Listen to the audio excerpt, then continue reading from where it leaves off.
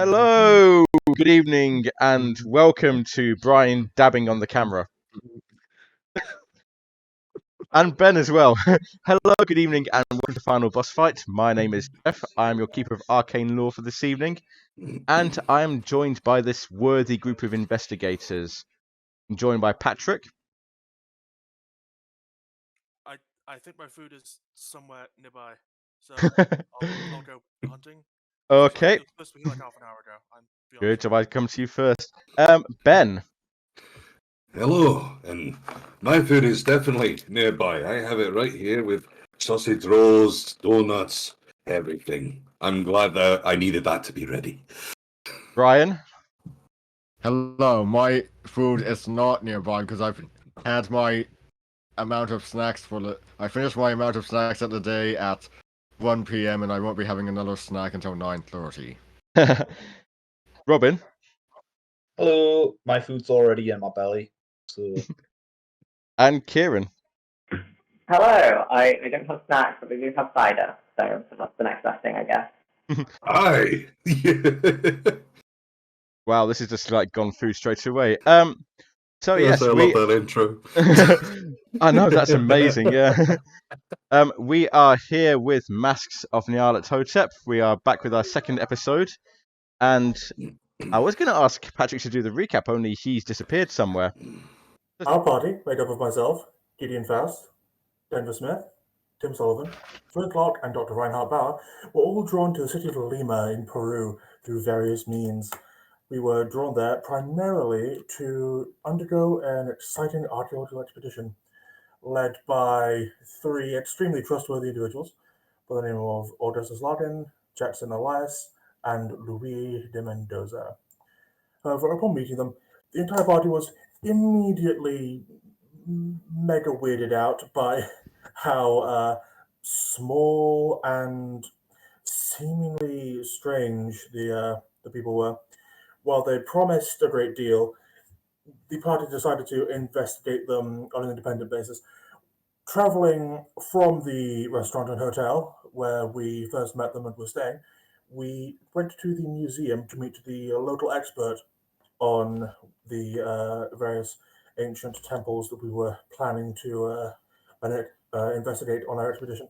We met Professor Sanchez and his assistant, Trinidad Riso, and while communicating with them and learning a great deal about just how right we were that these guys were extremely suspicious, the location was attacked by some sort of leech person. Professor Sanchez's assistant was killed in the basement, much to the decreased sanity score of some of our party. And Professor Sanchez himself was attacked up above simultaneously. Having experienced this and learning some very concerning things, including that Luis Mendoza may not be as young as he appears, and may in fact be some sort of ancient leech vampire, we decided to take an alternative route to the temple, to beat them there and attempt to find for ourselves the truth of this hideous cult that we may have uncovered. So we took to a steamboat in an attempt to get to the temple before they do. While they travel over land, we are traveling by sea. Thank you very much. So yes, the date is now Sunday the 20th of March. And you are indeed, are you like starting out early in the morning to get the steamboat to Orlando? Time is of the essence. I couldn't agree more. Okay, so it's the five of you plus Jackson Elias go down to the small port village of Callio, and you find a steamboat there, the Lima Princess. It's only like it's a fairly small steamer. It's probably got about a crew of about 3 or 4. It's a bit cozy, but there is plenty of room for the 6 people in the party. And shortly after, let's say 9 o'clock, shall we say, the steamer departs, and you're hoping to get to Puno and to the ruins before Augustus Larkin, who the current plan is he will be travelling overland the next day on the Monday by truck. So the steamer departs Lima. And as you're sailing, cruising down the coastline, you can see the various like cliffs on your left. It's almost like, you hardly think that anything was wrong. It all seems very tranquil. Jackson Elias will sit up on the deck, have his fedora on his head, have his pipe in his mouth, and start reading a book. What's the rest of you doing? Well, I'll be personally starting off by cleaning up my handgun. Gonna get that ready before I start training the others. That'll take it shouldn't take too long. It's a good nick, but I'll be focusing on that first. My plan is to take some beautiful colour photographs of the magnificent coastline. It's very rare that one gets such a golden opportunity, as it were. I would be basically likewise getting my big gun out, Loretta, and everyone will notice it's like a big, high caliber elephant rifle, and I would just be sitting on the is it the prow front of the boat? Yep. Just keeping my eye open for any local wildlife. You know how to use that thing? I do. I'll be testing you later then. Better than that little pea shooter you've got. I should. Hey, Matilda might be small, but she's put down enough in her time. Supposed to give her back, but don't let something like this go back. Gentlemen, that's enough gun measuring. I hate to say, I don't think it's enough gun measuring. We still need to train the rest of you so you're ready. Yes. That requires a lot more gun measuring. Just as long as it's actual guns. What kind of pervert are you? Jesus. Go back to cleaning my gun and looking with disgust. I think Bauer has been sort of observing this interaction with some interest. These are not the sort of people he normally spends time with, and I think he's a little bit fascinated by them.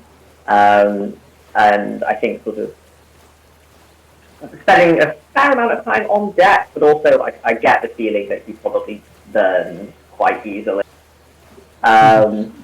He is probably penning a letter to his good friend and the person who asked him to come on this expedition, just like, Eckhart, what have you got me into? Tim is just reading a book, thinking about how he's known so many different kinds of people in his life, and thinks that with the gun discussion, it might be going the same way as some other people he's known.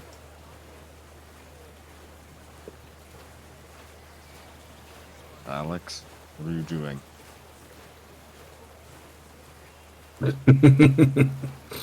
The crew themselves, they're just like mainly focused on dealing with the boats. They're not really interacting with you at all. You've paid them. They're just like they've got a job to do, and they're like going to get on and do it, and not really leave you to your own devices. They won't bother you if you don't bother them, really. I was going to say one thing everyone would noticed as soon as we've left the city, Flint has kind of relaxed a lot more. I can appreciate that. Right. I'm now waiting until we get to a nice, clear part of this journey before we experiment with these guns and these newbies. Let's put them through their paces there. How long is this journey going to take us? I'm kind of hand-waving it a bit here. So my plan is that the journey by sea takes a day. That gets you to Melendo at the end of the day. And then you stay the night in Melendo, then the next morning you'd catch a train from Melendo to Puno itself. Okay, that makes sense. Thank you. I don't know if the distances actually work out like that on the map because it seems like a long way from Callio to Melendo, but that's the way I'm going to do it. I have no idea. I'm sorry. I'm more worried about a narrative expediency. In Call of Cthulhu, it's always transport. I find that catches us out. It's always a question of like, do you need a key to start a car and stuff like that? No idea. Yeah. Well, the other way to do it is to redline it, just like, say like, you start in Callio, you end up at Melendo a day later. But in some ways that works, but in some ways that's boring because you don't really get to interact with each other. Right.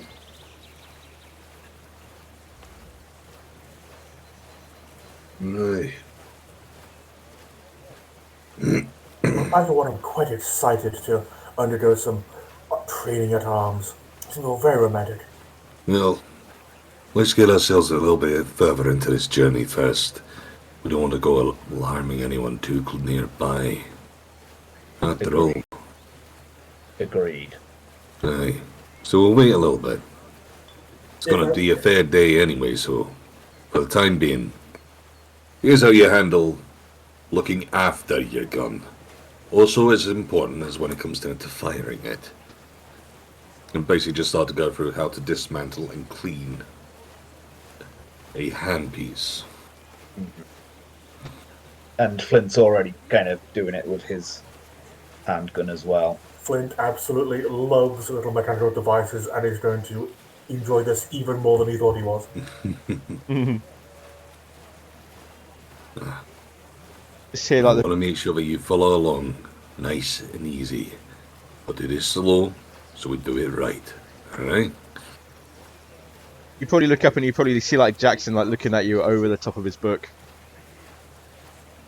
Bast is definitely looking down the barrel to see how straight it is.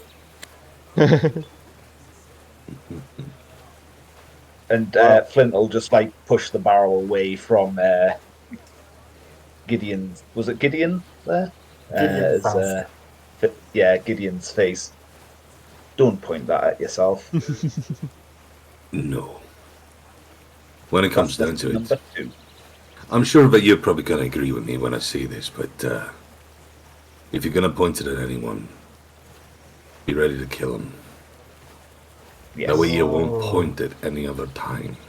You can change your mind afterwards, but always have it in your mind that you're going to kill him. This is a machine of death. That should not be taken lightly. You're a very intense man, sir. Well, it can be. It can also be quite charming in the bar.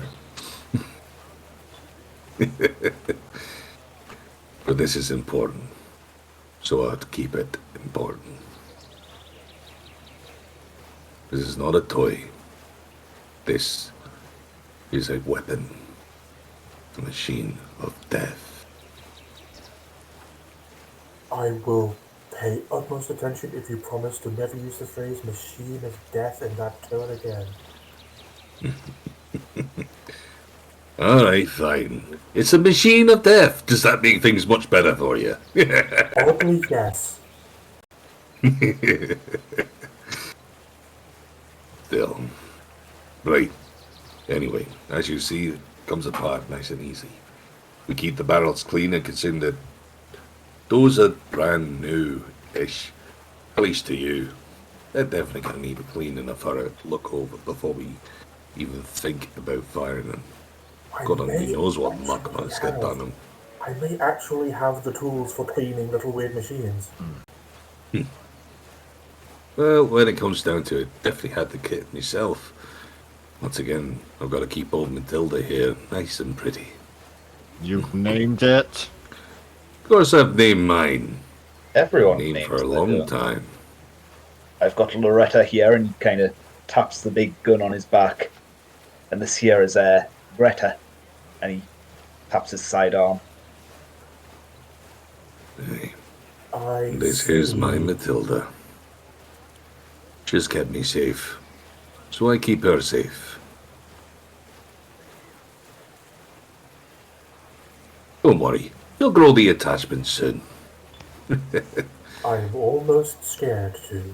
When you It's a start good talking, thing too. when you start talking about what you've named your guns and how she's kept you safe, you hear like involuntary snort coming from Jackson. You got something to say, do you? I'm not one for superstition, Mr. Smith. I believe that things can be reasoned out, things are logical. I don't believe in superstition, or at least I didn't up to this trip. But don't let me interrupt you. You carry on. You're right, though. You're right. These things could save your life. They've saved my life more than once. Aye. It's beyond superstition, my friend. These are the things that look after us, so we look after them. If you look after something carefully, there's nothing you look after more than those of which you've given a name. And I might have lost my Matilda, but I gained Matilda. That's how I remember them all. Oh, good. It's named after a real woman. That's... As somebody trained in psychoanalysis, I think Dr. Bauer is just sort of watching all of this, like, this is fascinating. This is very interesting. I think especially Matilda being named after, presumably a lover or a family member or something like that. I think just sort of observing and very curious as to sort of what he's sort of picking up, I think, from each of the others.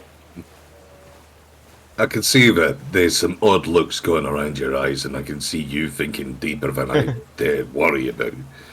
All I'm saying is, when it comes down to it, it's worth remembering and holding on to why we use these things in the first place. And that's the reason why I use this one. That keeps it dear to me and all. Is there anything so wrong with that? It doesn't improve its aim, it doesn't do anything to help it. It don't make the bullets any more powerful. Where I come from, it's considered the height of rudeness to gainsay someone who strokes his gun so lovingly. There is something to be said for imbuing items with sentimentalities. There is, I think, a lot of power in the human mind, and if you say that naming your gun does not improve your aim, I would say there is the proof in that.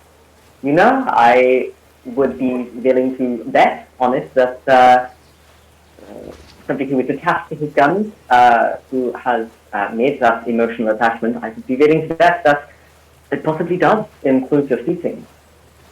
Does that make sense? I see some logic in that. In which case, I'd say grow a quick attachment to yours, because they might just well be saving your ass. Oh, there's Ben's where it nearly blends in with the map. I was going to say, has there been any, birds or anything flying by? Probably just like seabirds, or probably just like seagulls, just like nothing out of the ordinary, just various whatever birds that you'd expect to see. Flint's going to kind of look at everyone and say, well, there may be your targets to practice on. Do you think we're far away? We've only just started on this ship. Would I judge that we're far enough away? I'd think so. If you're looking at along the coastline, you can probably see the odd village here and there, but it's still quite a way away. And it looks like if you look on the map, I'd say you're about here on the map. Oh, I bet. Yeah, okay, that's a different matter. And there's no sign of civilization on the We're land. totally fine. All right. In which case, yeah, I think it's time for some target practice. After you. My pleasure. Dr. Bauer has absolutely no natural world, but I am a bit of a twitcher in real life, not in the twitch sense, in the actual bird watching sense. So I'm now looking up, what kind of seabirds you see, and you probably get some cormorants, some flycatchers and stuff like that.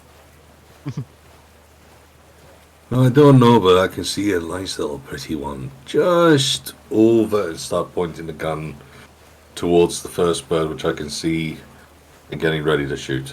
Okay, so what I'm going to say is, since Denver Smith, you're training Tim and Gideon in their guns. Can you make me a firearms roll, please, Denver?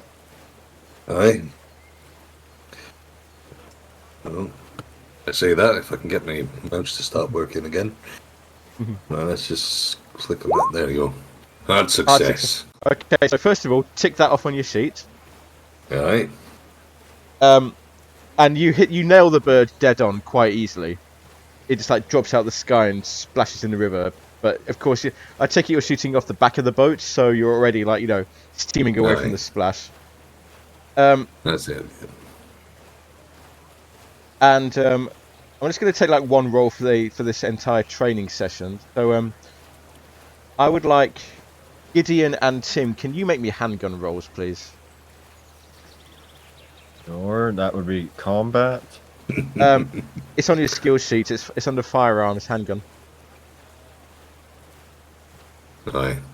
That's my Boyd. Okay, F for firearm.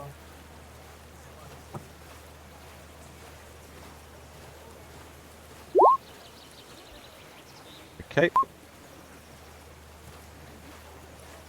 Tim, you've missed it. It's not firearm skill 1. It should be handgun.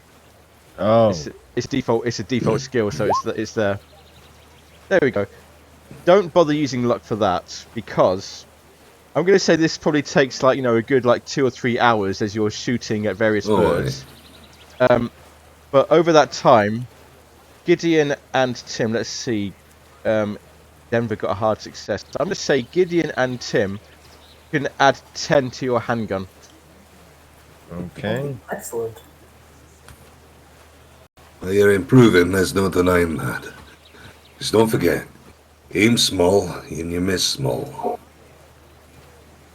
Aim for anything too big, you can go all over the place. So I should only aim at things that are very hard to hit?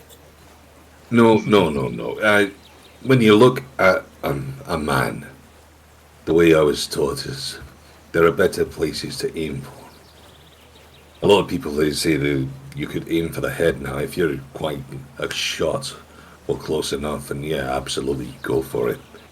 But if you aim for the heart, not just the heart, the middle of the heart, right in the center, start pointing literally to the chest.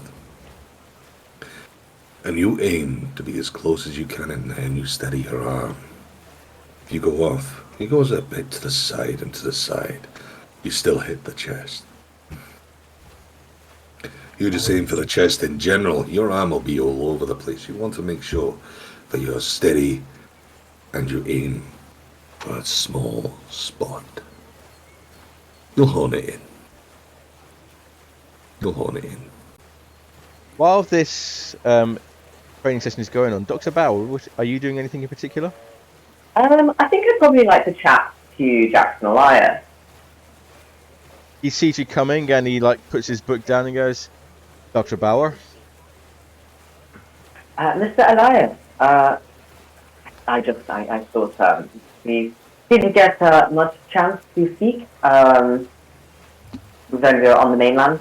Oh, things seem to move quite fast there, didn't they? This is the first time I've had a chance to just put my feet up for a while. What is it that you are reading? Oh, it's a book of folklore for the region. And he shows you the book. It's like folklore of Peru, ancient folklore of Peru. It's if you believe this sort of thing, it's quite interesting. I'm using it for research for my current book that I'm writing. I'm sure either if you do not believe in such a thing, I'm sure it would still be very interesting. Well, you don't have to believe in something to find it interesting, Dr. Bauer. Precisely. Do you have any favorites that you've read so far? Sorry, I didn't quite catch that. Do I have any what, sorry? Any favourites from what you've read so far? Well, quite interesting. This chapter I'm reading now is about the Karasiri, would you believe? And there's a woman we need to meet in Puno, actually. Her name's Naira. She's what they call a Yatiri. She's a local wise woman. She told me about the Karasiri, but at the time I dismissed it as local superstition, but now I'm not so sure. I think we should check in on her again. But what they said was the Karasiri was from the conquistadors when they came over here. The natives were very frightened of them and called them white devils. They claimed that these Karasiri would use big knives to cut them open. But it doesn't quite tie up with what Naira told me. She said that the Karasiri she knew about were fat suckers. They would feed on the fat of a person. At the time I dismissed it as a local superstition, but after what we saw in Lima, now I'm not so sure. No, perhaps it is some fanatic trying to imitate these folkloric figures. Could be. It's more than likely. When we get to Puno, I'd like to check in on her. Maybe she'd have more to tell us, and to tell us about this. And he points to the you've got the gold bar from last time with you, so maybe she'll tell us more about this and what this is all about. Sorry, what was the white woman's name? Naira, Nayra.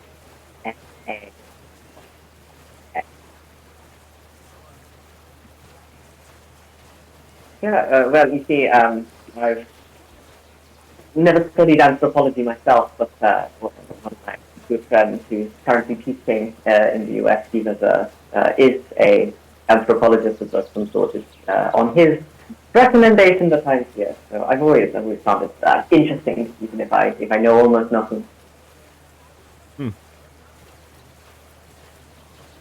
That's interesting. I'd say, did he your colleague, did he give you a reason why he couldn't make it on this trip? He sent you instead. Did he give you a reason for that? Oh well, he's been very busy teaching. He can't take a sabbatical, as it were, to go and do research. He's more of a behind the desk sort of anthropologist, as it were. But he's very interested in South America, so. I'd have to try and get in touch with him. He sounds like the sort of person I might like to speak to. Oh, absolutely, yes. I will make sure to put the two of you in touch. I'll let him know that he should send you a message. I've just been writing a letter to him today.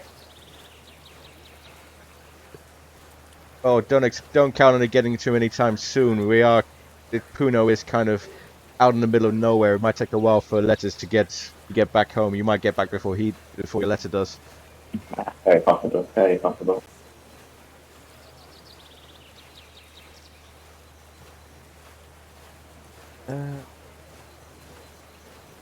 With that, it is getting towards early afternoon. Are people just what are people doing now?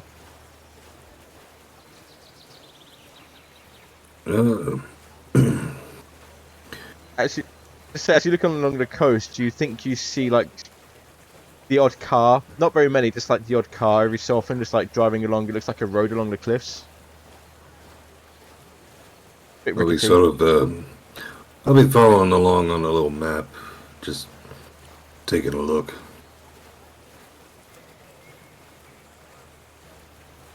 But yeah, Tim's sitting by the side, taking in the sight, taking in the view.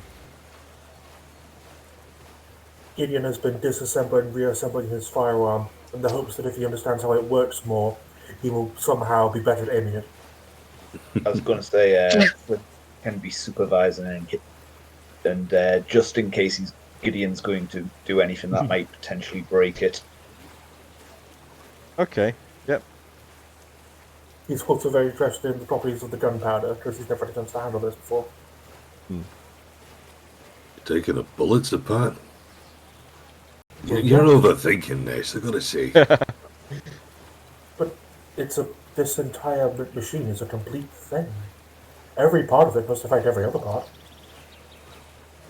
You're usually one from the think tank, aren't you? I have an academic background, if that's what you're asking.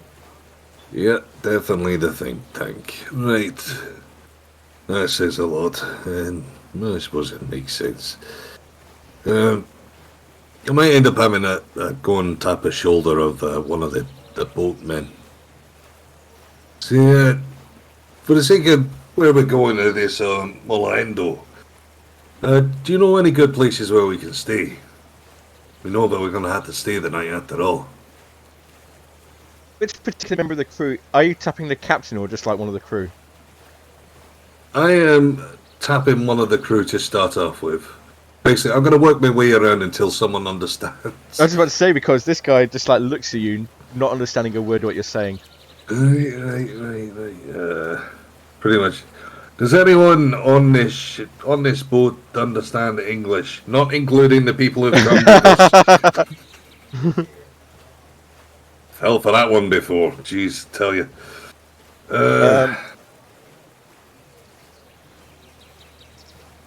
Only really the captain, but he like goes, "Si, senor, I have some English." Good.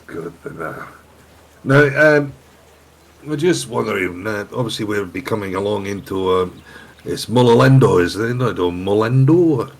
Mohendo, senor. Mohendo. Mohendo. I'm guessing. I'll go with it.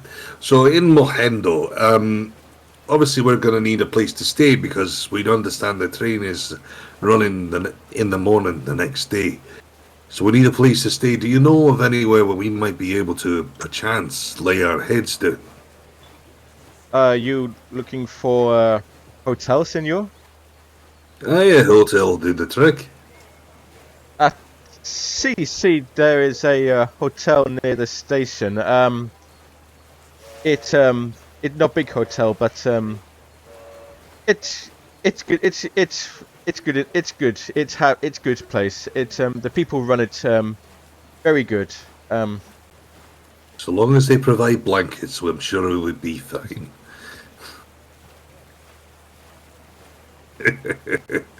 Just looking out across the group, and not one of us doesn't mind sleeping on the floor.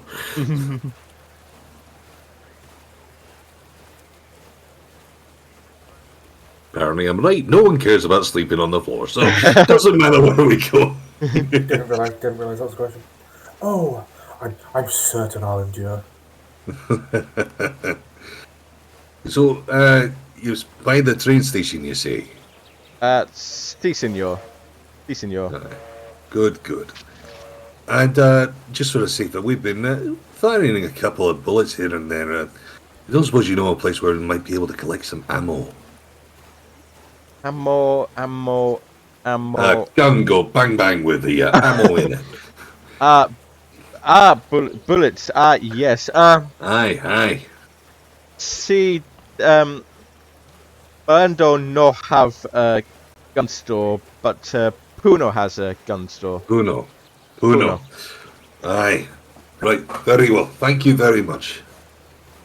I'd find a note, whatever sort of lowest domination on note which I have. Thank you. Thank you for you. Gracias, senor. I apologise Have a to any drink on Spanish me. listeners. I apologise to any Spanish listeners for that. Probably coming towards late afternoon, getting close towards your destination, Mohendo. Yeah, I'll let everyone know that we're heading. We're going to be looking for the hotel, which is right by the train station. The perfect place for us.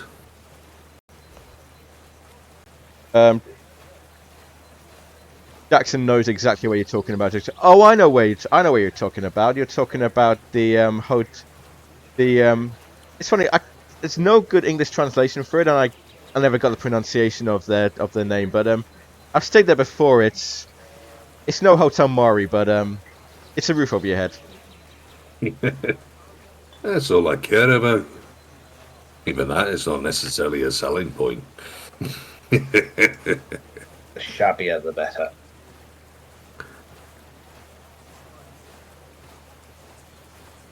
Is there anything else people like to do or talk about before the boat lands? I would take a plonk next door to Jackson and sort of give him a tap on the knee and all that side of things to the back of the hand. Oh, Mr. Smith. Hey, you say you're a writer, aren't you? Well, that's what I try to be anyway. Aye. Hey, what kind of writing do you do? Or do you do a smattering of it all? I mainly write about folklore and history and ancient legends. That's what seems to get the big money in. People like that sort of thing, blood sacrifices, ancient ruins, all that good stuff. Oh no, you're definitely right there. Definitely right there. The interesting part. So you no non-fiction, no fiction, Ben. I'll get the right one. I've been learning. Go down to my library. I leave that to other people. I find the real world is plenty interesting enough for me, plenty incredible enough for me, and for my readers. Oh, so you don't live it and then sort of ham it up a little bit, like those stories that you read about of these other archaeologists who've gone out and that they've done a little bit of dabbling on it. They must have done a little bit. Well, of dabbling. you got to make it interesting, haven't you? Aye. You got to grab the attention. Well, I might have to drag you away for a drink at one point because I've got some questions on that. Because I'm interested. I'm thinking of trying, but just a quick one. How do you elaborate in a manner which isn't over the top? Well, some of the time, very occasionally things are incredible enough. Sometimes you have to bring them back a bit, but sometimes you find something and kind of write what you would want to see, what you would want to read. For example, if I went to a Mayan ruins, say, and I'd heard that there was a blood sacrifice there, I'd want to see evidence of blood sacrifice. I'd want to see the altar. I'd want to see big temples. But when you get there, it's just a stone ruin. No one wants to read about stone ruin. So you kind of mix the two, find a medium between the two. You want to keep the truth that there's a stone ruin, but you want to bring in the glamour and the drama of the ritual sacrifice. So it's kind of a mix of what you want to read as well as what actually is there.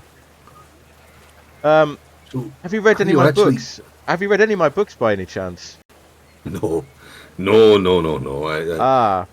isn't many books which I have read, and well, if I may recommend you some of my works. Skulls Along the River. It's about headhunter cults in the Amazon basin. Way of Terror. That's about cult organization.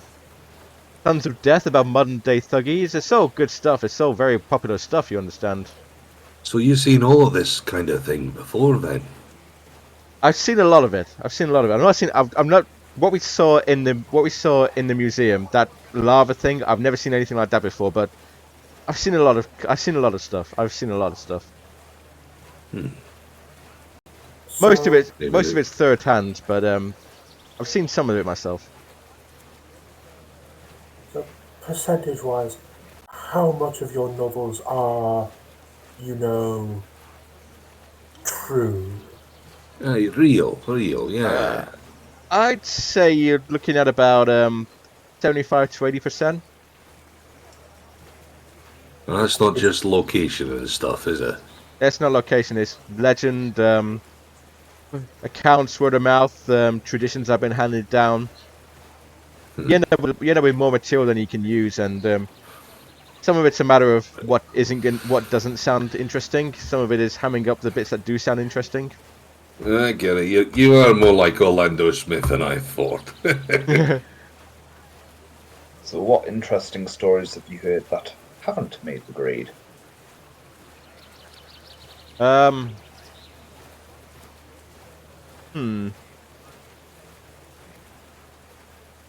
There was something. I don't know if you've ever been up to. Have you ever been up in the States, New England? No. There's Once. a place. Have you ever heard of a place called Dunwich? Dunwich. Well, I came from Dunwich. Well, not from the States. Yeah, I heard it's named after the. I heard it's named after that small village in England, but apparently there's a ancient tradition and ancient ruins there. And a few years ago, this was a few years ago, if I remember rightly. A few years ago, there was some big incident there. Some of the locals said that there was some big monster rampaging around the area. I mean, it's America. How ancient can anything be? Aye. You hear too many stories around there anyway. That's what they are, just stories. Surely Yeah. that's just the story, isn't it? I don't know. Possibly. It happened a while ago, but something's not right with Dunwich. Look, I've been around the world in horrors that have been created by man. And I tell you one thing, stories. Stories are the way that people justify. They see something and they twist it around. And sooner or later, by Chinese whispers and all that lot, it all gets twisted by and becomes something else. Yep, That's and just stories. And it's that someone else that sells the books. I think you'll make a fine writer, Mr. Smith. I think you got the right mindset for it. maybe once you maybe you'll be able to write a book about this trip, and maybe we'll go in competition with each other.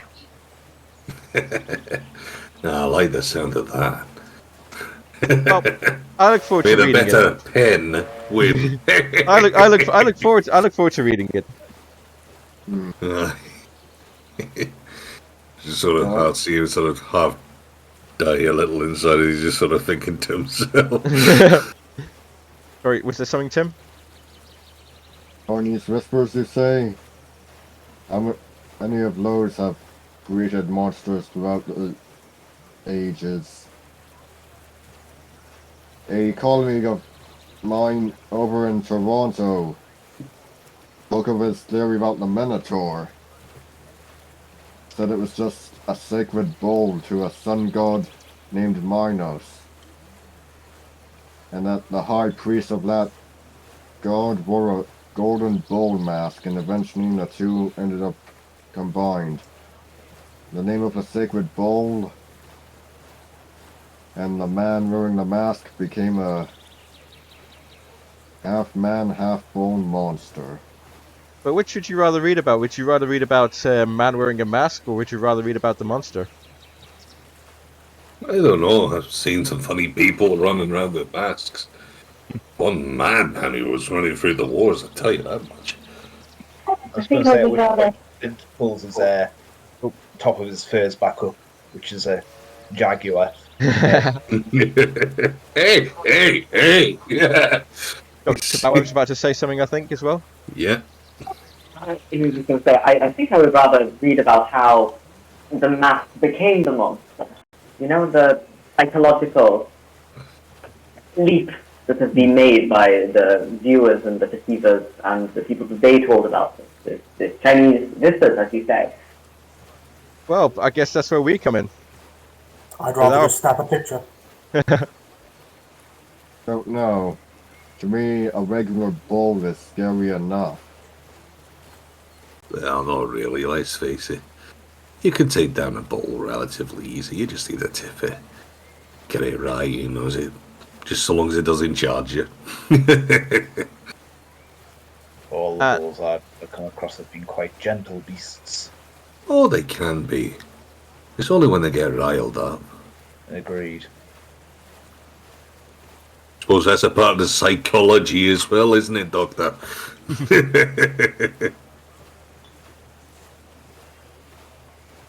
I'm going to say that it's now getting on for like evening time, 8 o'clock, and the steamer does pull into Mohendo, to the small dock at Mohendo, and not knowing anything about this town myself, I'm going to say that it's a very small town. It's like such a far cry from Lima that it's like, almost like it's in another world. And the steamer pulls into dock. Engine shuts down. Captain and the crew lower the gangplank.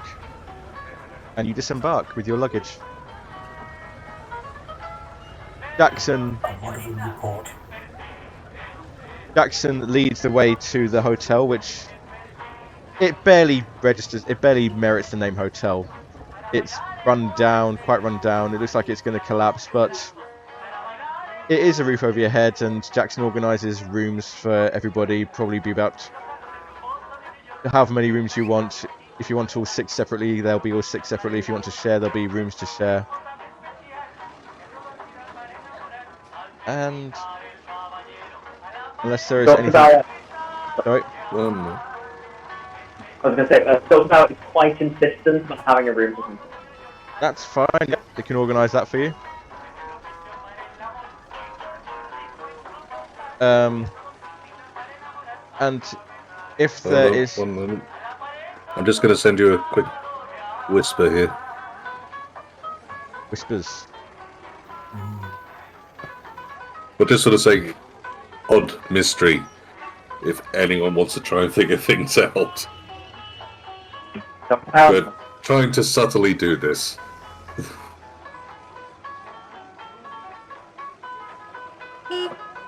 Where are you sending it? That should be in a whisper in the Roll20. Okay. To somebody else, that's fine. Okay. Did it? No, it should have been to GM. No? Did it not get to you? I haven't scrolled. It hasn't scrolled for a bit. Hang on a minute. Yes. Well, you guys work out. Technology. I know How how this works. I was looking so much at the other screen. I missed the screen. That's fine. Yep. Do you want me to answer publicly, or do you want me to answer in whisper? As I say, I'm having this, so Denver's trying to secretly go and get this. So by whisper, I would prefer. Okay, yep. So Denver wanders off for a bit, probably exploring the town.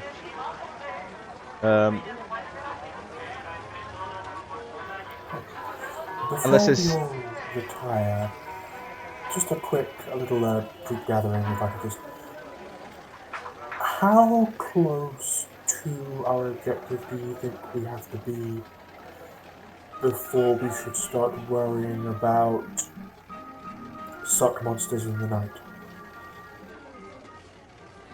And suck monster? The thingy, the what's its face, the white monsters. Fanatics. Yes. Yes, there's. Should we have someone awake with a Matilda pointed at the door, or? It probably doesn't hurt to keep our wits about us. Well, it'd be wise. It would be wise. We have no idea about this. And if we've been brought in for any other reason other than actually finding this place, say, being brought in like a sacrifice or something, being led against our will, God only knows the fact that we've run away might open them up to try and find us. You are just a bottomless pit of hideous ideas. Well, thank you. Brilliant. It's such a beautiful thing to say. It does not also hurt to think like your potential enemies. It's hard. Prepare for the worst. Be Point at ready for the best. I point at my furs again. You've never had enemies before.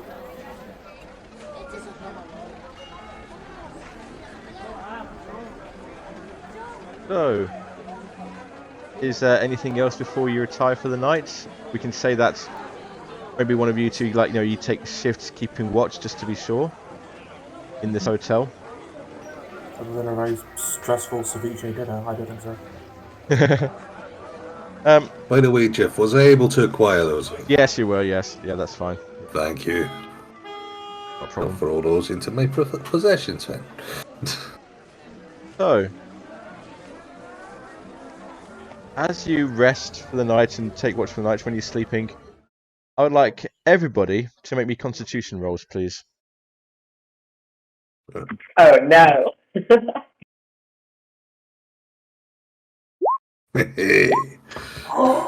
I succeeded at a roll! Oh no! This is a new moment for you, Patrick. It's never happened before. It's true, I've never succeeded. This is a new and terrifying sensation. I think daily about your paladin falling out of the window. Well, so 4 of you. It's a bit difficult to sleep. Probably the bed is a bit hard for some of you. For probably think the bed is probably still too soft, but you do manage to get a good night's sleep. Dr. Reinhardt, you don't get so much of a good night's sleep. You are troubled by strange dreams.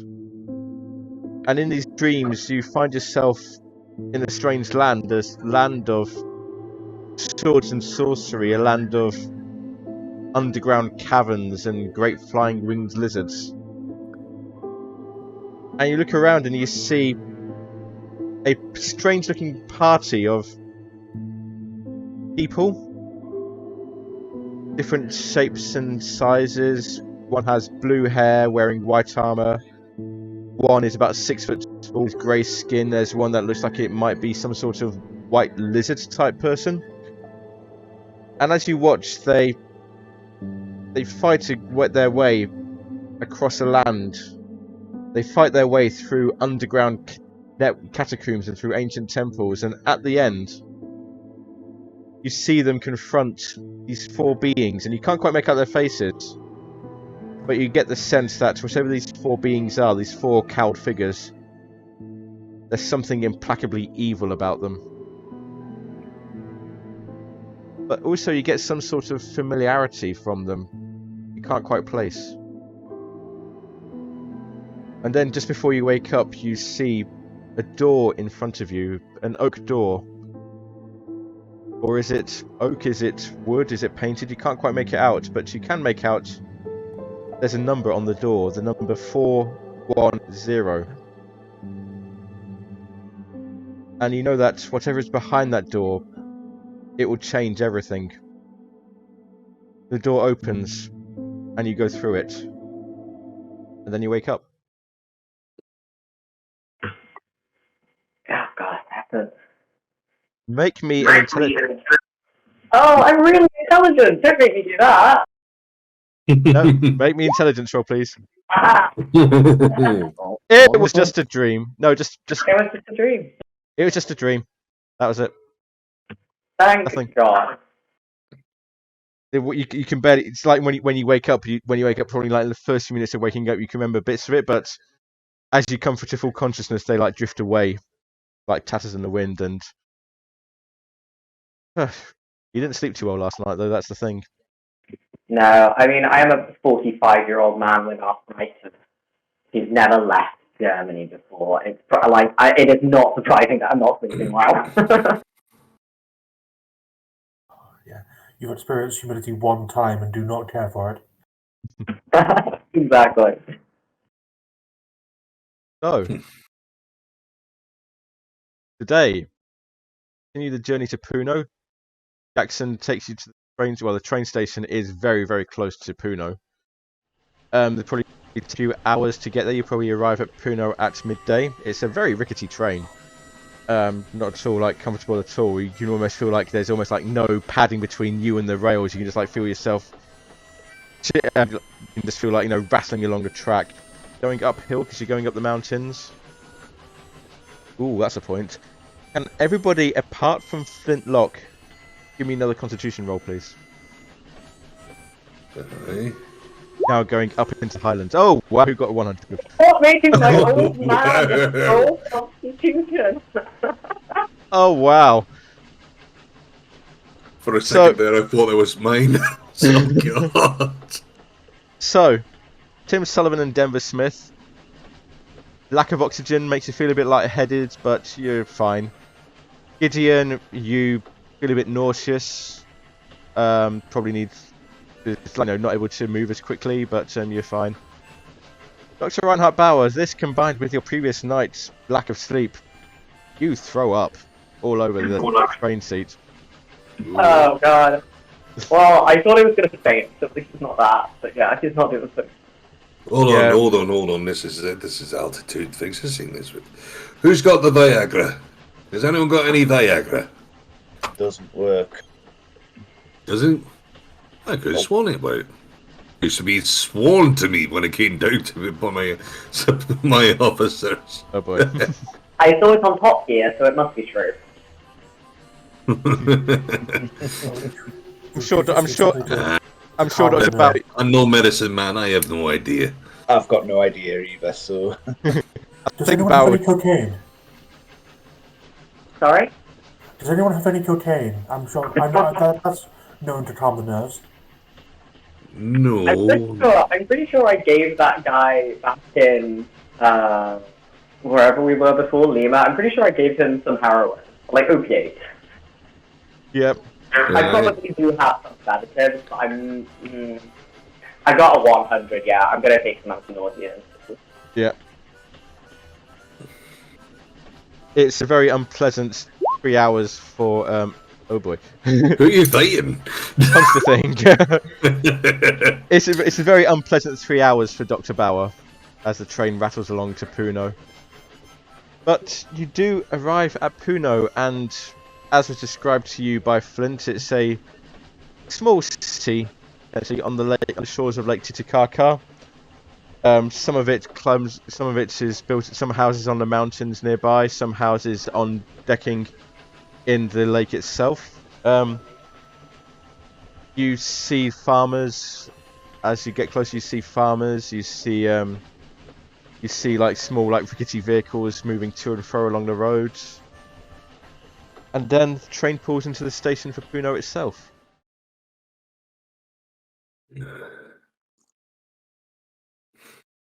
And you see Flint immediately begin to tense up again. It's alright. I'm not going to be here for too long. He just really likes being in transit. Well, as long as you don't mind going for a long walk as well. Because that might be the case. Anyway, I need to go and find some shells. I will come with you. I think, given today's performance, I think it would be best if I went to go and find a donkey or some such to carry my things. Because I'm certainly not going to be able to do it. I am going to take photographs of the lake, because that is some beautiful natural scenery that I would desperately want to record. Oh, you're all splitting up doing your own thing, okay. Apparently so. As Cthulhu intended. Incredibly ripe for ambushing. Aye. Well, you are. We'll come as a pair, you know. Hey, for your information, I have a 30% chance of using a gun right. Well, what I will say is that as you go through Puno, the town, you find, doing your various tasks. You get the feeling that certainly for Gideon, Dr. Bauer, and Denver Smith, they're all looking at you rather suspiciously, like whispering behind their hands. They're just jealous of my great photography skills. I think Dr. Bauer isn't that unused to that, so I don't think he'd mind that much. I'm certain I'd be able to warm them over to my charming personality if I could speak their language, but I can't. It just makes me want to pay a little bit more attention as I'm walking through. Charms could be so much more useful when we're in another country. I'm gonna say in that case, Denver Smith, make me a hidden roll, please.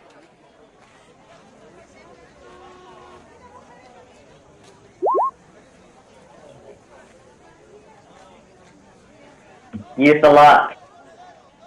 Yeah, I'll use some luck. What do I do to use luck?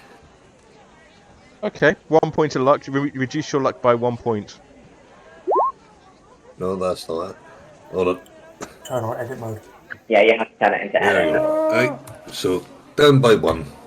Done. Really, absolutely easy. So you're looking around, and a lot of people are just like looking at you somewhat suspiciously, like, you know, like whispering behind their hands. But you do see 1 or 2 of them looking at you quite intently.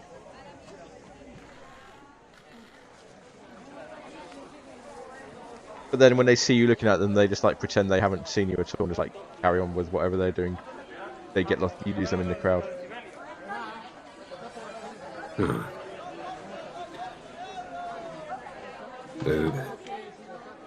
If I'm not mistaken, I think they recognize us. Or they at least have some idea that we're meant to be here. In which case, Jackson and Elias be going. we might be in trouble. Question. Can Jackson Elias speak... Is it Spanish or Portuguese? It's Spanish, isn't it? Yes, Spanish. Yes, he can speak Spanish. Yes. Could he come with me since I'm going to be negotiating with people and I don't speak Spanish? He will do. Yes, and as he goes with you and he sees like, you know, everybody looking at you suspiciously, he says, "Well, that's probably to be expected. I mean, remember what I said, the Karasiri were white conquistadors. These people probably associate you with that." Dr. Bauer is a German man currently hanging out with the rest of the not. He is no stranger to being considered a little bit suspicious.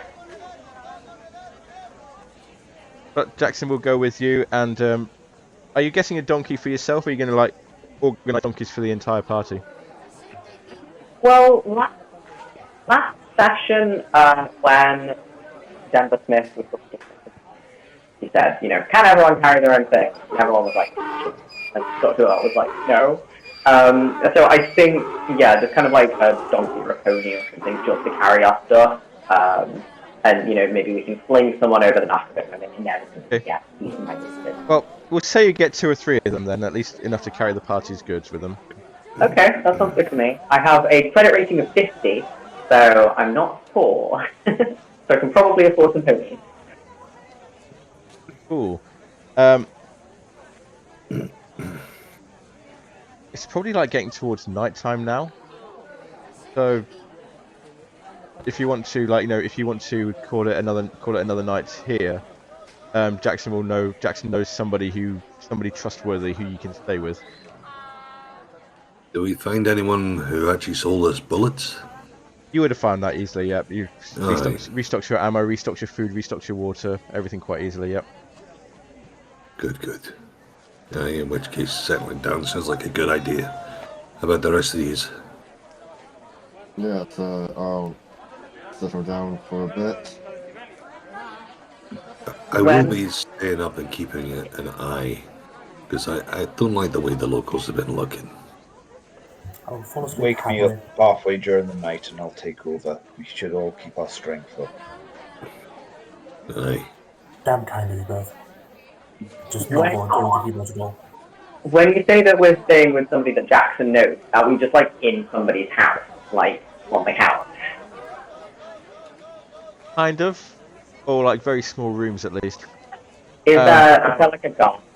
But Jackson would like, they'd probably be like, again, like you'd probably be, able to like, accommodate you. So if anybody wanted to get a room on their own, that'd be fine. Okay, yeah, nothing to talk about. Will slightly more apologetically this time. Again, it's not having Yeah, but that's fine. Like Jackson knows this particular person, so that's fine. That'll be fine for him. So the night passes uneventfully, and the next morning, Jackson says, "I'm gonna. Well, today I think it's time we found Naira, the wise woman. Is she near here?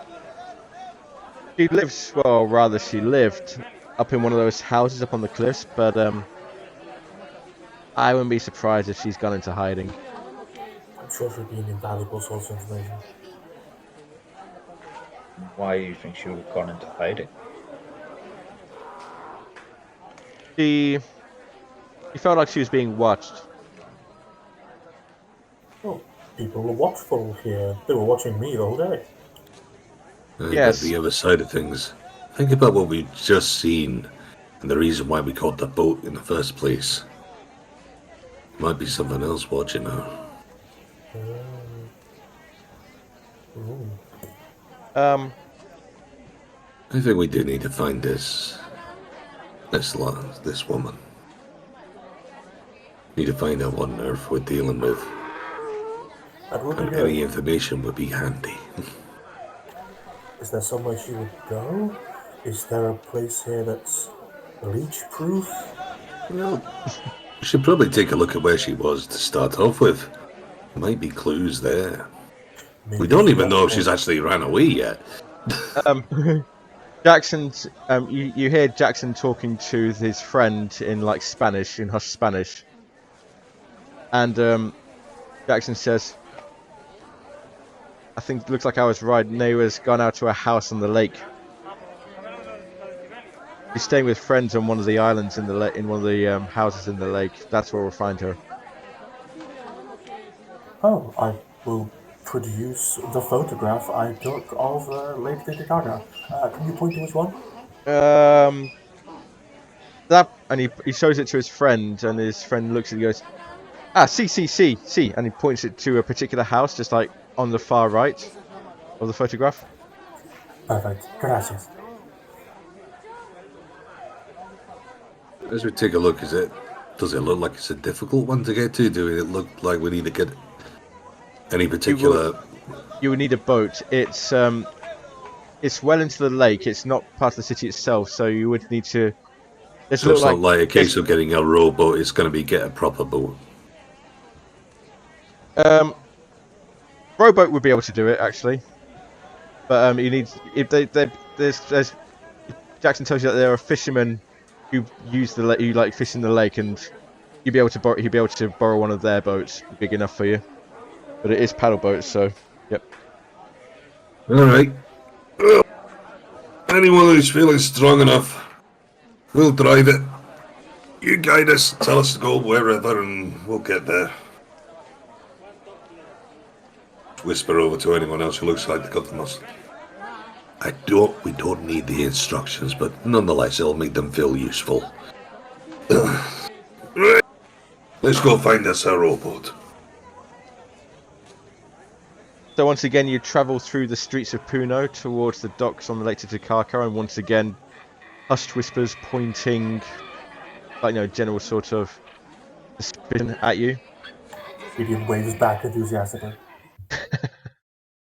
But you do make your way to the dock on the lake, and a few more words of Spanish, and Jackson manages to procure you a boat, which is like big enough for. How many people are going, by the way? Is everybody going for this?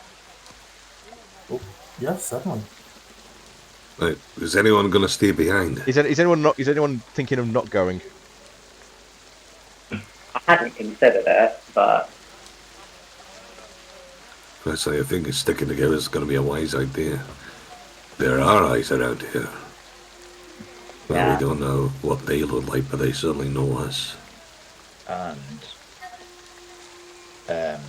Larkin and Mendoza will be on their way now if they're on keeping to their schedule.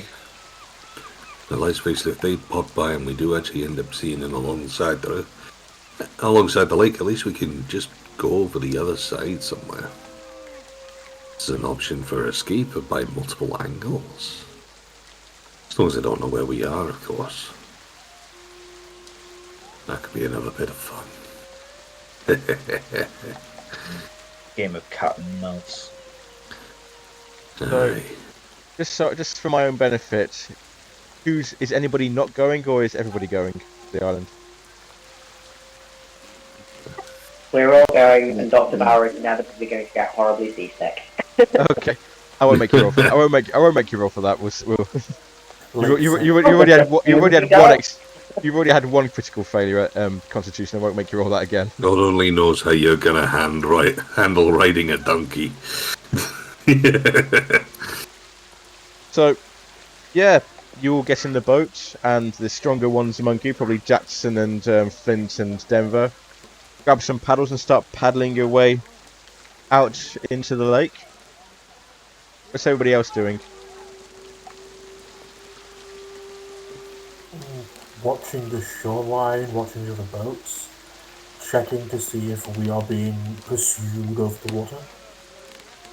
Okay. Gideon and Faust, make me a spot hidden roll.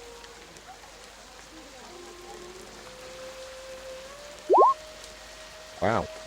Definitely put a tick on that. That's a good one. Hard success. You're looking back towards the shore, and you see what looks like a middle-aged woman and a teenage boy just like lounging on the shore. Yes, that's what you say. You see what looks like a middle-aged woman and a teenage boy lounging on the shore, just like looking out. Looks like they're looking out to sea, but they do get the feeling that you get the feeling that at least one of them has their eye on your boat as you're going across. But they, again, like, no, when you look at them, they're just like, looking away. I think if Mr. Elias is amenable to it, I might borrow his book. I think Dr. Bauer is probably a little bit nervous being on this quite small boat, so he wants something to distract himself, and reading about local myths sounds fun. So yeah, that's what you see. That's what you see, Gideon. Is that on the shore we're approaching, or the shore we're on the shore you've left? On the shore you've left. Huh. I was going to say Flint would probably recommend to Dr. Bauer not to read, as it often makes the seasickness worse or more likely to come on. Well, thank you for the warning. I keep that in mind. So, probably about half an hour or so, you do land on the on one of the islands, man-made floating islands, with like these cabins or shacks on them. And Jackson again leads the way to one of the shacks. Whispered words with the young man on the door, and he invites you all in, and it's quite dark inside this shack. As you enter the shack, it's quite dark inside. And sitting in a rickety chair in the room is this lady.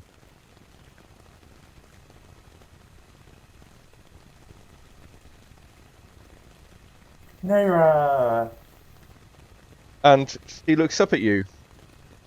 And she smiles when she sees Jackson and Elias. She goes, in Spanish, but I'm going to say that between Jackson and Flint, we'll be able to like hold a conversation normally. So even though this is in Spanish, it's kind of like translated for you on the fly. Neira says, "Ah, Mr. Elias, you returned. Not so dismissive now, are you?" Jackson says, "Well, ma'am, I've seen some things that caused me to reconsider my previous stance." Seeing is, as they say, believing. Neira says, "And I take it these are your friends. Are they trustworthy as well?" Jackson says, "Well, they've seen me right so far, and I can trust them. I trust them." And Nera says to you, well, in that case, welcome. My name is Nera. I am the Yatiri, the wise woman of this area. Has Jackson told you about the Karasiri? In passing. What he could remember, but we're really here to hear more from you. Well, I don't know much. I'm merely a simple old woman, but there is an old story that was passed down from my mother to me. It's part of our history. In fact, I told this to Jackson. I told this to Mr. Elias when he was last here. It's a story about an ancient and evil god who fell from the sky and landed in the lake, this lake Titicaca. This god crawled out and brought hunger with it, devouring all it touched. But the trickster hero Ekeko, he was wise, he was clever. He told this evil god where the most nutritious food could be found. Underground. He showed it tubers and grubs and worms. The old god was tempted by this food, and Ekeko convinced it to crawl into an old burrow, looking for this food, looking for these grubs. But when the old god went down there, Ekeko placed stones over the top, trapping the god below. Ekeko told the people that this is now a sacred site, and he told them to build a temple over it, binding this god in place with spells worked in gold. And the god still is still under the temple to this day. And if you're wise, you'll avoid that temple like everybody else does. No one here will go near the temple. This temple that is where exactly? Temple is a few miles outside Puno. But Which direction? you know, This have you? temple made of gold. We did acquire an artifact, and I pull out the gold bar. An artifact we are anxious to return. And her eyes kind of widen when she sees. And goes, "Yes, this is one of the. This is part of the spells. This belongs to the temple. You say you're trying to return it. We want to put it back as fast as possible. In which case, I wish you Godspeed. The temple, I believe, is about 70 miles south. 70 miles. 70 miles. 70 miles south of Puno. It'll take you 3 days there. You won't be able to drive there. You have to go there with horses and donkeys. Bonus Dr. match. Bauer's eyes light up. I am just a simple city boy. Please. We can teach you how to ride. Yes. If you are, as you say, trustworthy as Jackson says you are, then I pray your success. I pray that the gods will watch over you. I pray that you'll be able to bring an end to this curse that plagues us. We'd best get a move on. We fear that there are people coming to unleash this evil. Yes, I've seen these about. One of them with wild hair, wild moustache. I've seen him about. I haven't seen him about for a few days, but I've seen him about a couple of weeks ago. If fortune favors us, he's still in a slow trot on his way here. The name just pray- Mendoza, that doesn't ring a bell, does it? Mendoza. That was one of the names of. That one of the names of the conquistadors. The histories are my memory of history is a bit fuzzy. With names is a bit fuzzy. That is exactly the name of one of the conquistadors. But I suspect he isn't the only one. I thought as much. Do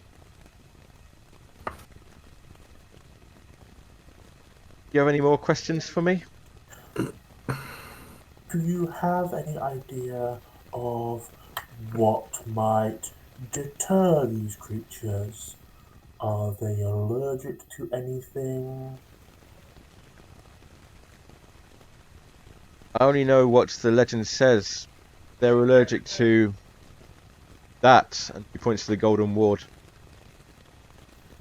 Thank you so much. You see, gentlemen, if one of them tries to come and drain our vital materials, we shall beat it over the head with this. Well, that sounds like a good plan to me. Yes, agreed.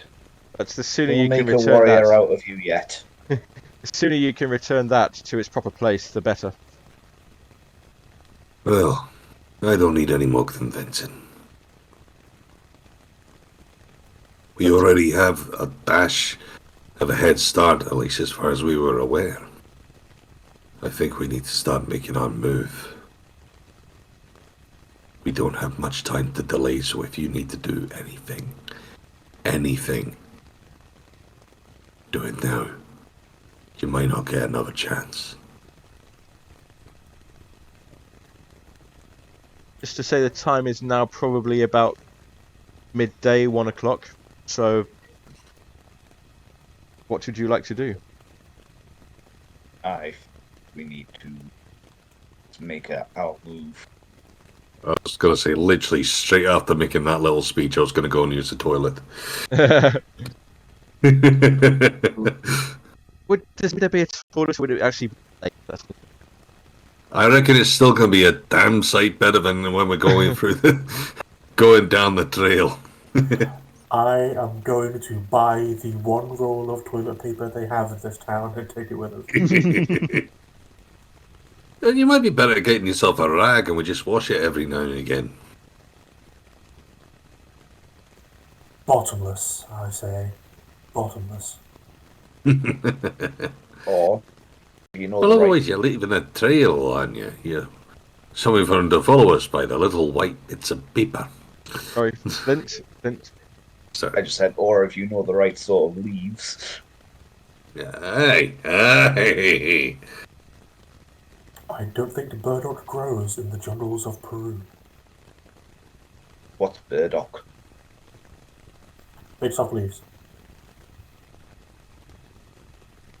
Yeah, I have no idea. I don't know. Is that green? Is it green? That's about all I really know, but is it green? I just know enough about making sure it don't poison me. That's about all I care. Listen, I don't think any of us here is a botanist. I'll take the paper. All right. Is there any further preparations you'd like to make before you leave? Well, if we've already got the bullets and got ourselves reloaded when it comes down to provisions, I think I'm quite happily set. If we don't say we get food for the journey, will you make it so that we didn't get food for the journey? We get food for the journey. No, I say you got food for the journey. I'm not like no. Yeah, I thought that's what you meant by the whole rations side of I just want to make things. sure that we don't have to start just eating wildlife. No, that's fine. If you want, you can if you want to. It's well enough.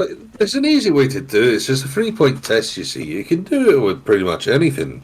You just imagine grabbing. So you try this. You see, you rub it against your skin, and you see how you get that reaction right there. That means you shouldn't eat it. The intense, rapid reddening. Might be a bit allergic to that one. I'm going to put that back. Naira just like chuckles to herself as she's watching this. And these people are scared of white people. Well, this isn't the part they're scared of. It's the part, the other side of things that you've seen. Anyway, not the thing to worry about right now. It's good to know that they're not afraid of us. Makes things a bit easier. Shows we're on the good side. So, with that, you leave Naira's hut, paddle your way back across the river, and you make preparations to leave Puno. And the other side of things as well, keeping a sharp eye out for our friends as we Yeah, do I was so. going to say, is anyone watching us, or can we see any sight of Mendoza Well- or Larkin? Make me. Those of you who want to keep watch, who want to make a watch, make me spot hiddens. That's Come 10 against it. on. Come Yep. on. Oh, yeah. There we go. I passed the rule. Tick it off. Gideon, no. Gideon's just like back in Gideon's. back to I've already ticked it off once, that's all I need. In fact, Yep. that is a critical fail. Roll fail. Roll There's not much you success, can do. Roll success, roll fail. Oh my god. There's not a lot you can do with a critical failure on a spot hidden. Yeah, those of you who got a success, a hard success. Yeah, there's a couple of boats out in the lake, just like fishing. One of them might be taking a bit too much of an interest in the island.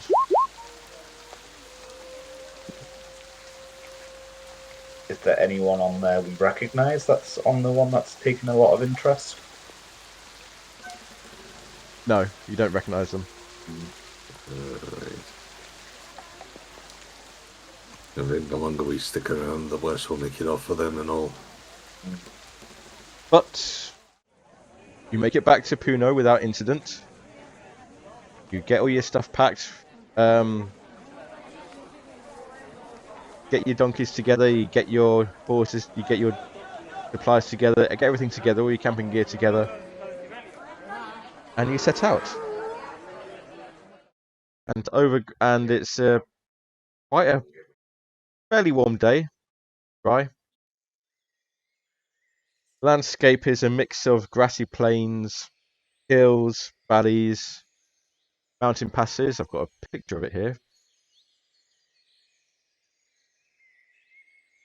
We are. That's a sort of on farms dotted around. The farms like thin out. Farms thin out as you head further away from Puno. Probably in the distance you might see probably a jaguar darting from bush to bush. Condor in the sky. I'm going to say Flint would be keeping very much an eye on the Jaguar in case it decides it's going to try and hunt us. It's far from the distance. It's not bothering Right. It's not really bothering you. Seeing that connection, you're looking for a second hat, are you? I think one would quite suit you. You know what? I like you. I like that idea. I think it's something a bit more frizzy, though. I'll And find you a nice chicken, man. I'm not a chicken. I'm no chicken, man. Anyway, sorry to interrupt you there. no, that's fine. That's fine. Day carries on.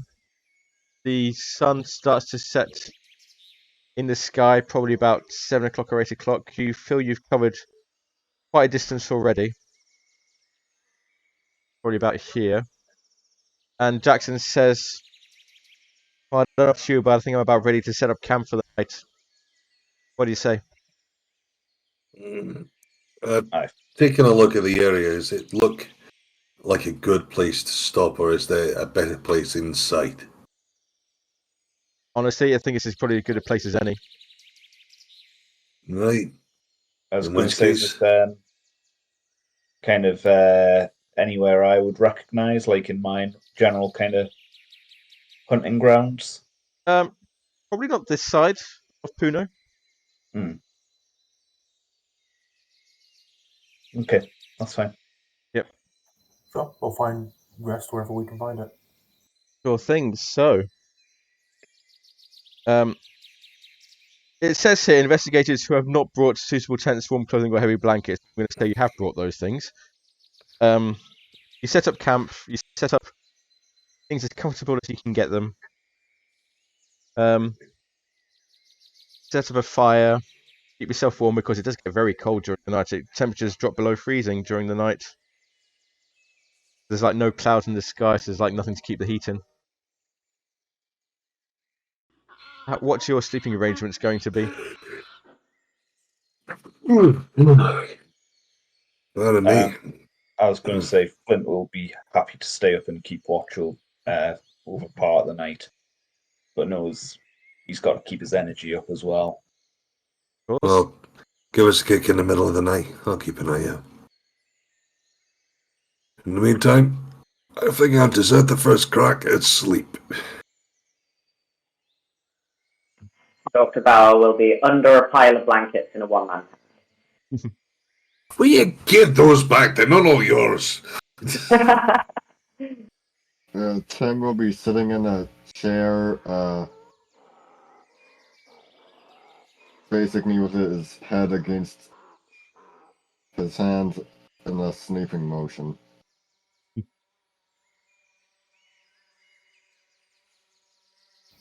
Gideon, having just walked through the wilderness for the first time in his entire life, will just instantly fall asleep.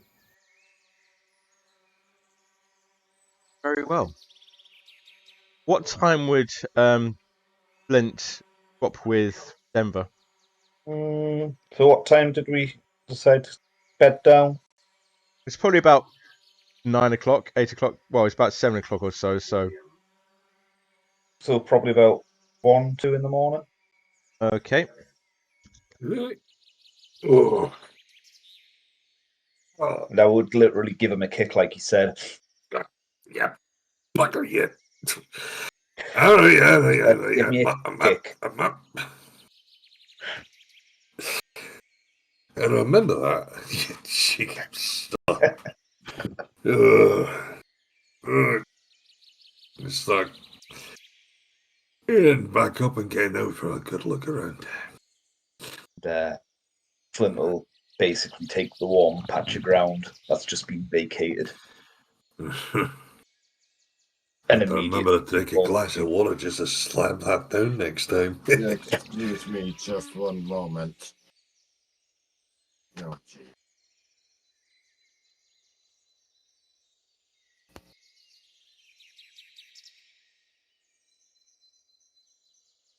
So Flint swaps with Denver. Denver continues the watch. Denver, can you make me a listen roll? Alright, let me just see if I can find it.